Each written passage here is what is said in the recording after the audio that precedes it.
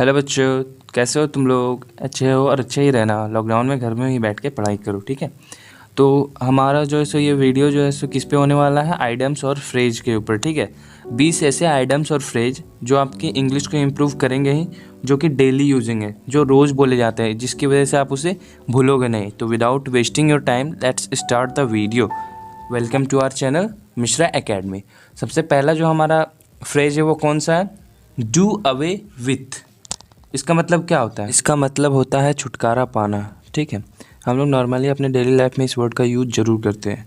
For example, तुम मुझसे छुटकारा नहीं पा सकते। You can't do away with me. वह मुझसे छुटकारा नहीं पा सकता है। He can't do away with me. तुम मुझसे क्यों छुटकारा पाना चाहते हो? Why do you want to do away with मी।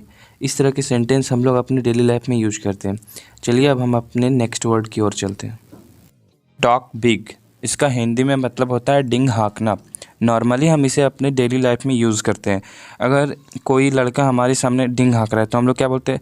वो डिंग हाँक रहा है। उसके मुंह पे नहीं बोलते हैं, पीछे बोलते हैं, अरे डिंग हाँक रहा है, भांज रहा है। उसकी बातों पर विश्वास मत करो। एग्जाम्पल, वह डिंग हाँक रहा है। He is talking big. तुम डिंग हाँक रहे हो। You are talking big. और ऐसे अगर देहाती भाषा में बोले तो तुम भांज रहे हो। You are talking big. So इस टाइप के सेंटेंस हम बोलते हैं। नेक्स्ट वर्ड है हमारा कम टू ब्लोज, जिसका हिंदी में मतलब होता है हाथापाई करना। इस वर्ड का यूज़ हमारे डेली लाइफ में ऑलमोस्ट होता ही है। जैसे कि वह हाथापाई करने लगा। फॉर एग्जांपल, वह हाथापाई करने लगा। ही केम टू ब्लोज, ठीक है। तुमने हाथापाई करना शुरू किया। You began to come to blows, okay. Number 4, close shave, ठीक है। इसका हिंदी में मतलब होता है बाल बाल बचना। एग्जाम्पल, आज वह एक्सीडेंट में बाल बाल बच गया। Today he had a close save in the accident. Today he had a close save in the accident. इस टाइप से बहुत सारे सेंटेंस बन सकते हैं। आज तुम बाल बाल छत से गिरने से बच गए। Today you had a close save falling from roof. इस टाइप से बहुत सारे सेंटेंस बन सकते हैं। नंबर 5, आफ्टर ऑल, जिसका हिंदी में मतलब होता है आखिर। फॉर एग्जाम्पल, तुम ऐसा नहीं कर सकते, आखिर वो तुम्हारा भाई ही है। You can't do like this, after all he is your brother. तुम ऐसा नहीं कर सकते, आखिर वो तुम्हारी माँ ही है। You can't do like this, after all she is your mom. All in all, इसका हिंदी में मतलब होता है सब मिलाकर, ठीक है।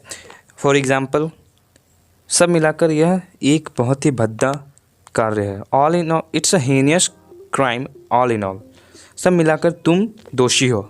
You are culprit all in all. इस टाइप से बहुत सारे सेंटेंस आप एग्जाम्पल में ले सकते हो। नेक्स्ट है हमारा अलॉन्ग विथ, जिसका हिंदी में मतलब होता है साथ साथ। एग्जाम्पल, उसका दोस्त मेरे साथ आया। His friend came along with me. वह तुम्हारे साथ आया। ही केम अलॉन्ग विथ यू। तुम मेरे साथ आए। You came along with me. Next है हमारा ऑल अलॉन्ग, जिसका हिंदी में मतलब होता है लगातार। एग्जाम्पल, नदी पूरे सड़क में बहती रही। The river flows all along the road.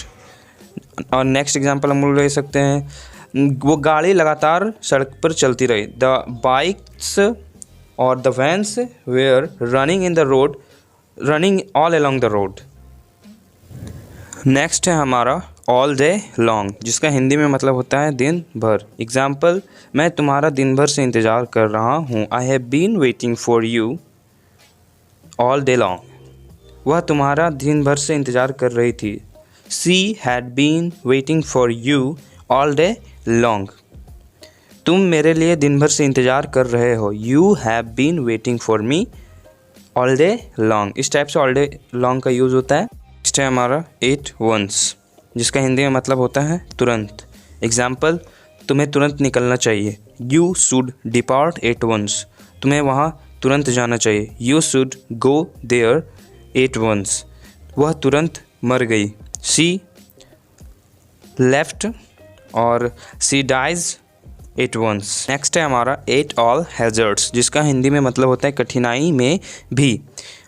Example, उसने अपना यूट्यूब चैनल सारी कठिनाइयों में भी खोला। ही opened, he made his YouTube channel, he created his YouTube channel at all hazards. उसने कठिनाई में भी अपना YouTube चैनल खोला, उसने कठिनाई में भी मेरी मदद की. He helped me at all hazards. At bottom, जिसका हिंदी में मतलब होता है अंदर से.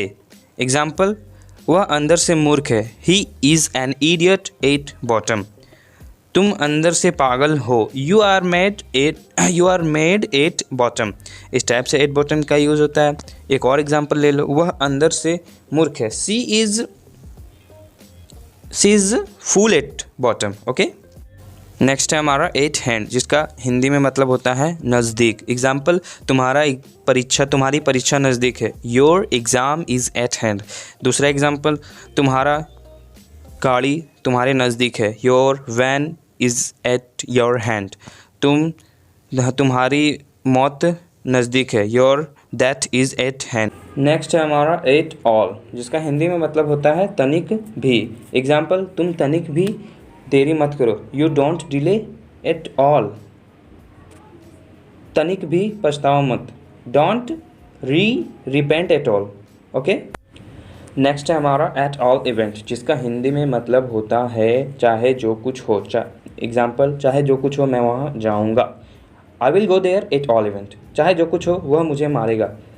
ही will kill me at all event. चाहे जो कुछ हो कोरोना से वह नहीं बच सकता. He can't save himself at all event from corona. Next है हमारा बाय फॉर, जिसका हिंदी में मतलब होता है निसंदेह. एग्जाम्पल, निसंदेह you are my good friend. तुम मेरे अच्छे दोस्त हो. एक दूसरा एग्जाम्पल, निसंदेह वह तुमसे मिलेगा. He will meet you by far. मैं तुमसे मिलने आऊँगा. निसंदेह मैं तुमसे मिलने आऊँगा. I will come to meet you by far. Okay. Video अगर अच्छी लगी हो तो लाइक करना और सब्सक्राइब करना बिल्कुल भी मत भूलना, और शेयर अपने दोस्तों के पास करना ताकि उनको भी ये जानकारी मिल सके.